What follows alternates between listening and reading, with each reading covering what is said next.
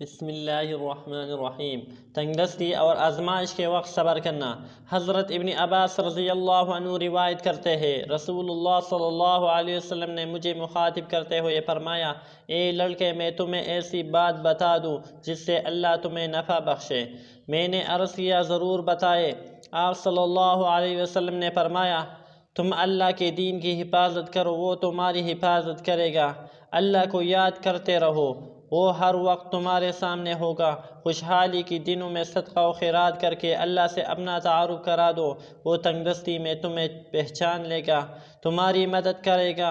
کچھ مانگنا ہو تو اللہ سے مانگو، مدد چاہو تو اللہ سے چاہو۔ جو کچھ ہونا ہے تقدیر کا قلم اسے لکھ چکا ہے۔ اب اگر پوری دنیا بھی تمہارے ایسا نفع پہنچانا چاہے جو تمہاری تقدیر میں نہیں تو نہیں پہنچا سکتی، اسی طرح تمہیں پوری دنیا ایسی تکلیف نہیں پہنچانا چاہے جو اللہ نے تمہاری تقدیر میں نہیں لکھی نہیں پہنچا سکتی۔ عمل کرتے رہو اور اللہ کا شکر ادا کرتے رہو اور اسی پر یقین و اعتماد رکھو۔ تمہیں معلوم ہونا چاہیے، جو صبر تمہیں ناگوار محسوس ہوتا ہے، اس میں بڑی خیر و برکت ہے۔ ہر مقصد میں کامیابی صبر سے ہوتی ہے۔ تکلیف کے بعد راحت ہے اور سختی کے بعد آسانی۔ حضرت علی رضی اللہ عنہ فرماتے ہیں، لوگوں، میری 5 باتیں یاد کر لو۔ گناہوں سے بچتے رہو، ان کی وجہ سے اللہ ناراض ہو جاتا ہے۔ ہر امید اللہ سے رکھو، اس کے سوا کوئی تمہاری امید پوری کرنے والا نہیں۔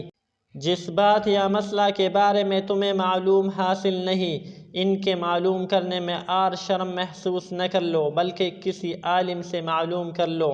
اگر کسی شخص یا عالم سے کوئی ایسی بات معلوم کی جائے جس کا اسے علم نہیں، اسے اپنی لا علمی کا اعتراف کرتے ہوئے شرمانا نہیں چاہیے۔ صبر کی حیثیت تمام معاملات میں ایسی ہے جسے جسم کے اوپر سر کی، اگر سر کو جسم سے جدا کر دیا جائے تو سارا جسم ختم ہو جائے گا۔